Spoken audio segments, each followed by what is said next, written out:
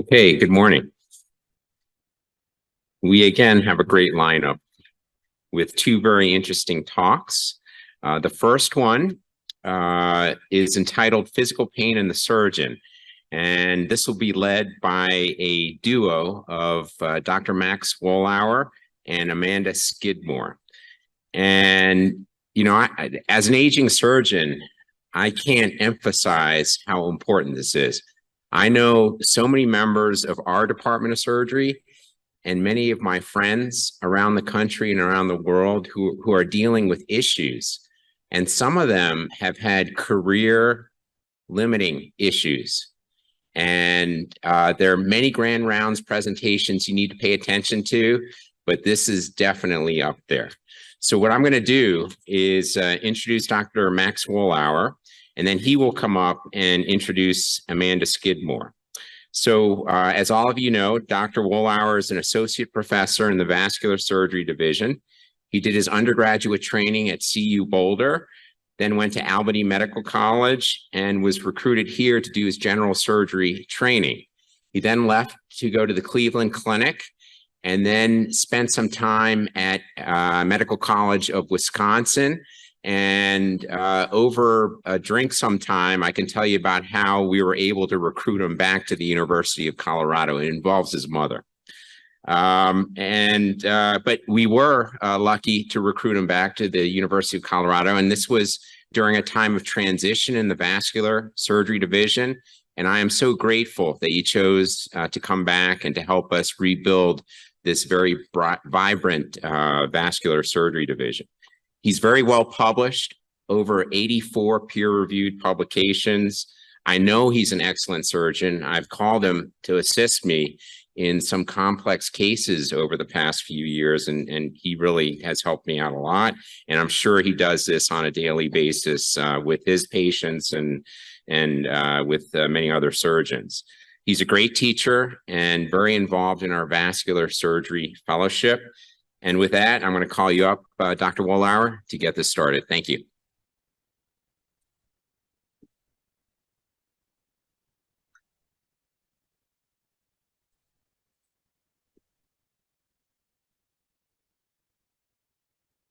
Thank you for the introduction. I have the honor to co-present with Amanda Skidmore, certified ergonomist and partner in this important work. Surgery is a contact sport. You have the potential to be the best surgeon in your field. What price are you willing to pay? Kareem Abdul-Jabbar said it best. I think that the good and the great are only separated by the willingness to sacrifice. And if you haven't read this brave article about Dr. Carrie Cunningham, I really urge you to do so. It's in The Guardian, speaking about the trials and tribulations of being a surgeon.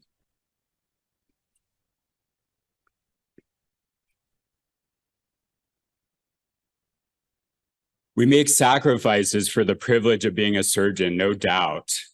As surgeons, do we need to sacrifice our bodies to achieve greatness? In surgery, we've created a culture of toughness that discourages discussion and reporting of career-limiting injuries. Showing signs of fatigue or outward stress are often discouraged or ignored. Too often, complaining or taking time off comes across as not having the mental strength necessary for the profession and reinforces the motivation to push ourselves to and beyond the limit. Surgeons are often taught to work through the pain. And many surgeons do not realize that pain when operating is not normal and is a sign that an injury has occurred. Ergonomics is a science, involves designing machines and tools to optimize the performance of the user. Performing surgery involves repetitive movements in the exertion of force to manipulate tissue. Surgeons stand for prolonged periods and maintain fixed, sometimes awkward body postures. While the field of ergonomics was established over 100 years ago and has extensive industrial and military applications, interest has been applied to surgery only recently and focuses mostly on patient safety and outcomes. The field of modern ergonomics can be traced to the early 20th century in the story of Frank and Lillian Gilbreth. He ran a construction firm. She was an industrial engineer with a PhD in psychology, and together they made history. Entering the workforce early after the untimely death of his father and possessing a natural curiosity, Frank was determined to find out the one best way to perform any given task on the job site. For example, Gilbreth demonstrated that bricklaying could be vastly more efficient simply by keeping the bricks within a short reach of the workers and at waist height. Together, the Gilbreths studied the work habits across a broad range of industrial and administrative environments. The Gilbreths claim that such studies not only increase the efficiency of workers, but also reduce fatigue. Workers' mental and physical conditions were a predominant theme in Lillian's writing and consulting. One example of the application of the research is the pedal bin, which Lillian invented in the 1920s for the disposal of kitchen waste. In 1915, the Gilbreths analyzed hospital efficiency. They hypothesized that because of the high-stakes environment and the specialized medical training of the operating personnel, they would find here the greatest perfection of method and efficiency of any technical organization. However, they found the exact opposite, observing a waste so enormous that it was unequaled in their experience compared to other occupations. Surgery, 100 years after the Gilbreth time and motion study, where are we now? We haven't made much progress, unfortunately.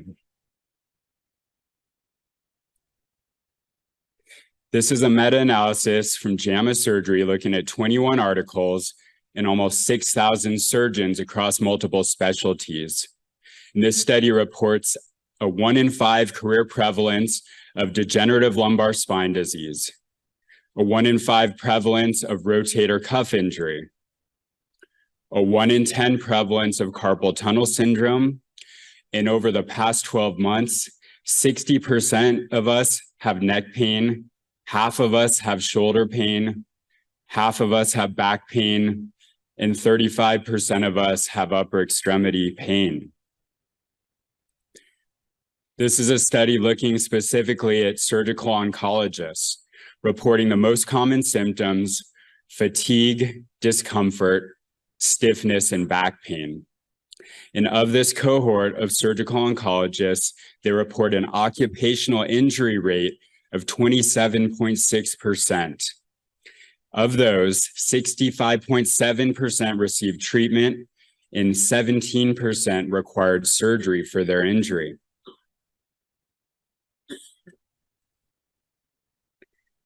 This study by Dr. Camille Stewart et al. Reports that over half of us report worse pain after a day of operating. This is a study of vascular surgeons that I helped with. We sent a survey to the 2,910 members, the 2,910 members of the Society for Vascular Surgery, with a response rate of 30%. Pain was reported using the Borg CR10 scale, with 2 being mild pain, 3 moderate, up to a maximum of 10. And after a full day of operating, the majority of vascular surgeons are in moderate to severe pain. So 70% are in moderate to severe pain after a full day of operating. And high work-related physical discomfort is significantly associated with burnout for open surgery, endovascular, and endovenous procedures. And this bears out in other specialties as well. This study of joint surgeons report a significant level of musculoskeletal pain.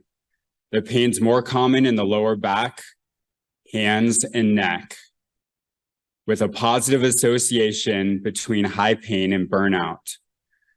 Musculoskeletal pain is also associated with irritability, increased alcohol use, and poor sleep patterns. This study of the European Association for Endoscopic Surgeons reports that over half of surgeons reported moderate to severe pain, so 3 or more, in the past 7 days. Surgeons in pain report significantly lower job satisfaction, higher burnout, and significantly higher callousness towards other people. This study across surgical specialties reports a 70% incidence of musculoskeletal pain. In spite of that, less than a quarter of us have had any prior ergonomic education. This study supports the need for a comprehensive ergonomic interventional program for the surgical team. And back to the Society for Vascular Surgery study, more than 50% of respondents are concerned that physical discomfort will affect our ability to perform surgery in the future. Can we imagine a future where we optimize peak performance without sacrificing the length and productivity of our careers? I'd like to hand it over to Amanda Skidmore.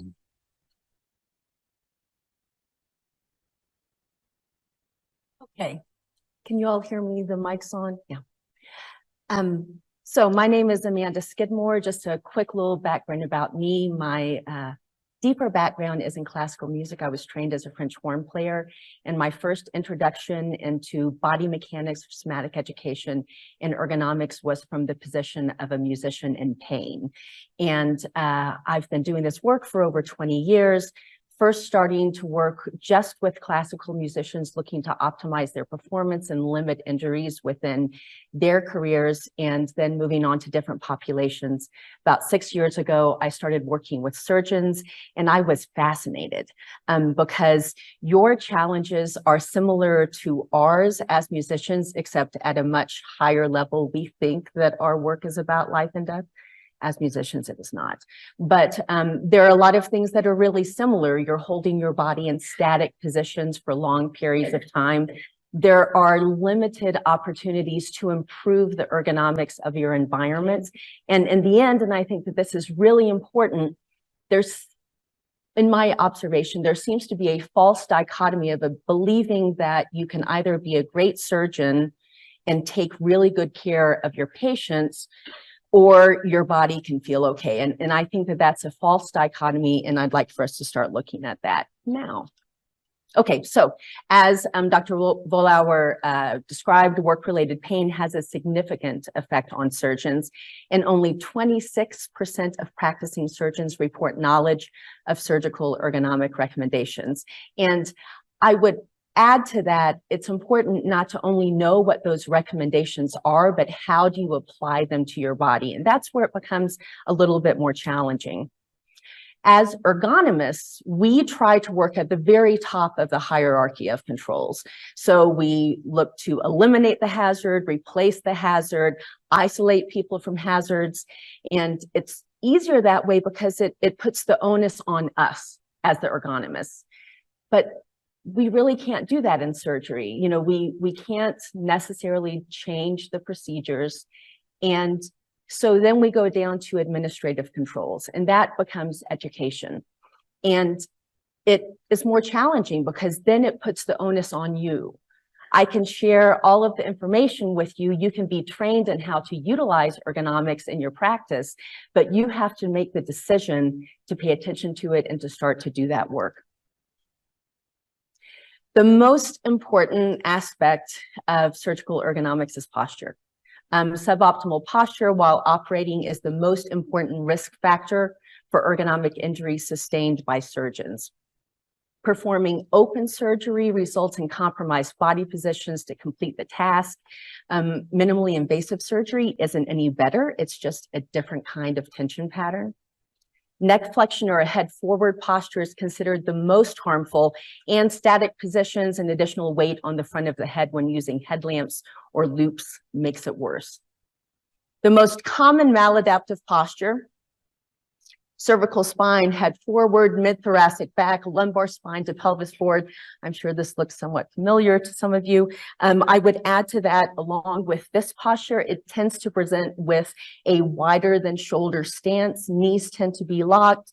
Weight is settled heavily on the heels or on the balls of the foot, not over the whole foot. And this tends to create a really static holding through the lower body and exacerbates compression through the lumbar spine, pushes the head farther forward.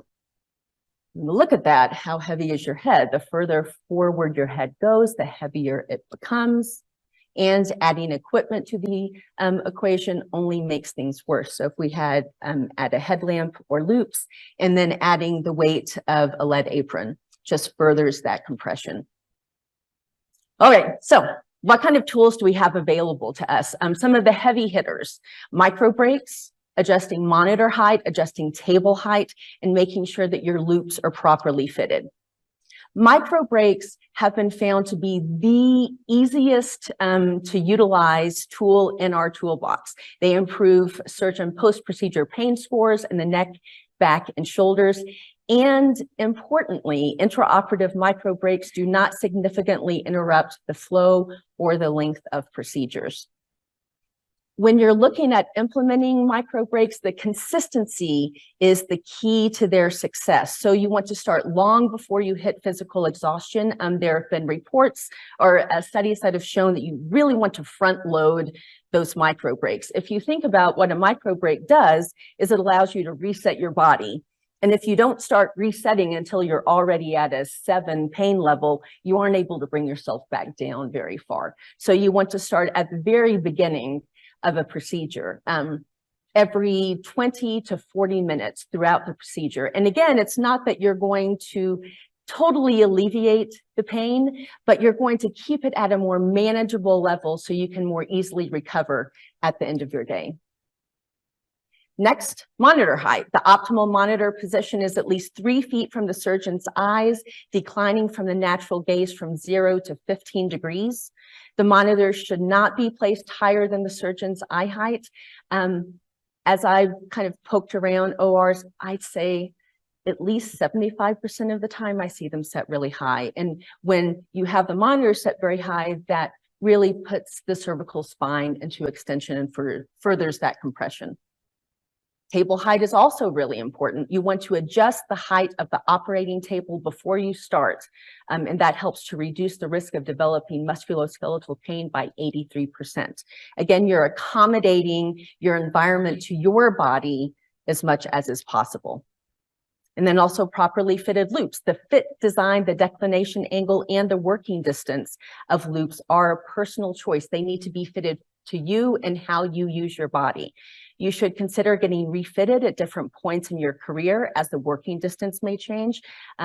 Often people will use the same set of loops that they were fitted for early on in their career when the working distance was decided kind of arbitrarily. The loop should have a higher declination level that generally reduces the cervical spine flexion. Again, they need to be fitted correctly for your body. And then the loop design should be chosen based upon how you use them.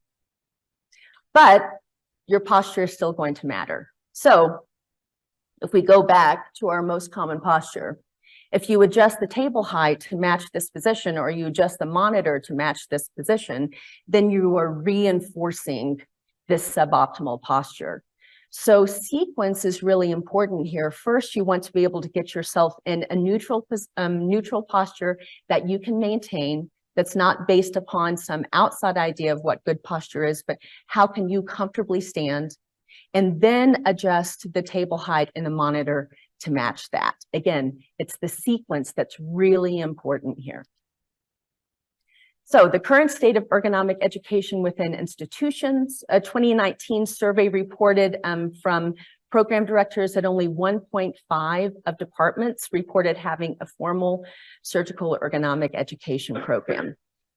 One of the challenges to beginning an education program is that there's no current evidence-based practice on how to include ergonomic education within surgical training. So this is both a challenge and it's an opportunity. It's a challenge in that we're kind of starting from the beginning, but it's an opportunity in that you can have a voice in how we move forward with education in your institution. So looking at education within the institution, there was a survey of 243 medical students. I'm sure this doesn't surprise any of you. 75% reported musculoskeletal pain during their surgical rotation, the worst pain being in the feet and the lower back. And it was believed that this could limit their interest in moving into a surgical specialty. So ergonomic interventions are important for multiple reasons, both to keep our current surgical workforce strong and to help bring new surgeons into the field. Also, ergonomic breakthroughs can help reduce surgical care costs in healthcare systems and provide a system that effectively trains surgeons in a more efficient way. So we've determined that education is needed. How do we get there? The recommended features of an ergonomic curriculum include both didactic and experiential learning. Again, it's not enough to know what you should do, but how do you do it? And that's going to be different in each person's body.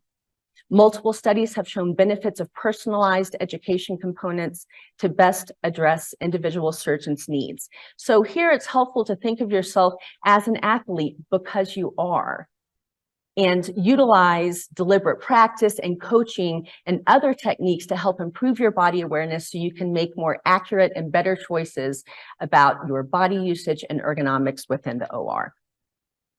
About 2-3 years ago now, we did a pilot program here at the University of Colorado called the PPE program. It was during the height of COVID, reducing work-related pain and musculoskeletal discomfort in surgeons through an individualized program of ergonomic education.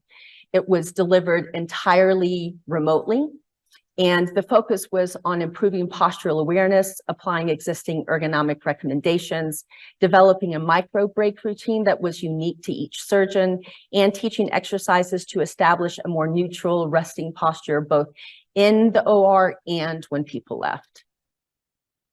So what we learned from the pilot program is that participants really need protected time for training. Also, that education should include some in-person components for optimal learning. Though it's nice to have remote for follow-up, we really want to be able to do some in-person training if at all possible. And then also different training options should be offered for different needs. So changing the experience of musculoskeletal pain in the OR really needs to be a partnership between institutions and the individual. The institutions can provide education, but you must apply it. So this is where it comes to an individual commitment. You need to figure out your why. I know you have a lot going on in your head. This takes up some extra space. Why is it important for you? Are you already experiencing pain? Do you have colleagues who you know are in pain and you want to make sure that that doesn't happen to you? Do you look ahead and want to make sure that you can ski later on in your career? Figuring out your why is very important, and it's going to be very individualized, but keeping that in your head will help you utilize these tools. Also, start small. You don't need to change everything at once. Even if you just start to, before you begin a procedure, think, okay, how is my weight settled on my feet? Let me adjust the table. That's a great place to start. And it starts to build your body awareness. And then it's easier to accommodate other changes over the long term. I would also encourage you to pay attention to your body usage outside of surgery. What are your patterns? Do you stand like this when you're in line at the grocery store? Do you check your phone like this when you drive home from a full day of operating? Is your pelvis rotated underneath you, and are you reaching forward for the steering wheel? So sometimes we can't change our posture during work, but you can change it afterwards. So it's really building your awareness and starting to make conscious choices. And then importantly, Don't be afraid to speak out about work-related pain or support your colleagues who are experiencing pain. It's only by discussing this openly that we can start to come to meaningful solutions. There are some additional resources that we have up here. The Society of Surgical Ergonomics has been in existence for about 2 or 3 years now. They have a really useful website that includes an ergo toolbox and other resources. There are very reasonable student memberships that are available.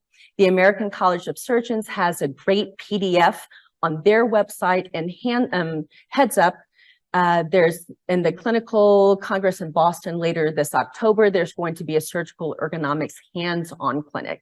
So you can take part in that, you can sign up for it. Their PDF was just put up this year, so this is all really new information. And then there's a really great and simple PDF on JAMA surgery, on ergonomics for surgeons by surgeons, and it contains more information about posture loops and some exercises that you can utilize. All right, thank you so much. Thank you. And Max and I can answer any questions. Thank you so much for doing this. And again, the younger surgeons in the audience think that, you know, this is not going to happen to me. And I think a significant number of you are wrong about that. So what role does regular exercise and, you know, in addition to posture, but actively doing something to strengthen muscles and to improve flexibility, what role does that have? Yes, that has proven to be very helpful as well, especially thinking about exercises for the trapezius, exercises that help you develop your core. Importantly, when you're doing these exercises, it's good to not be in that, you know, hunched over position. So you want to be able to strengthen yourself in a more upright posture.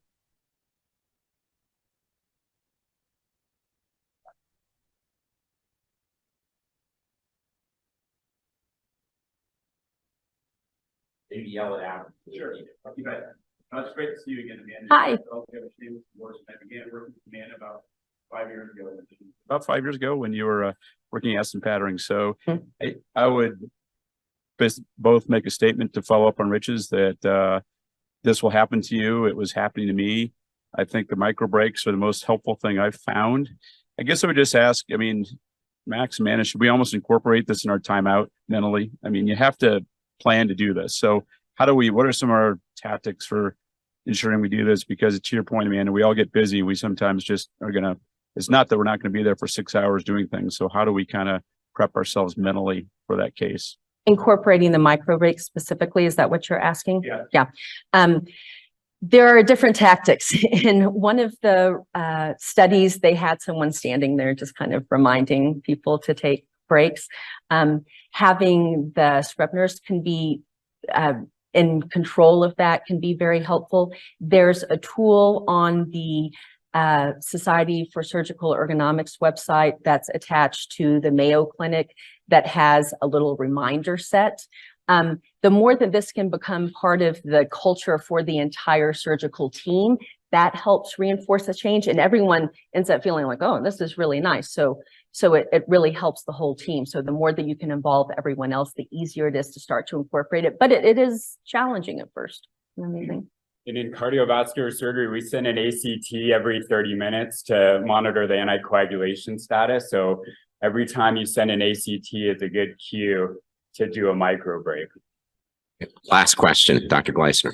Any comments on the robotic surgery? Because they claim it's better for ergonomics, but I'm not so sure. Yeah, okay. No, no, it's harder in a different way. There you're holding more the static positions, and there's a lot of repetitive movement. It ends up being more focused on the forearms and into the wrists. Yeah, it's not any better. It's just a different kind of pain. Thank you very much. Thank you. Well done.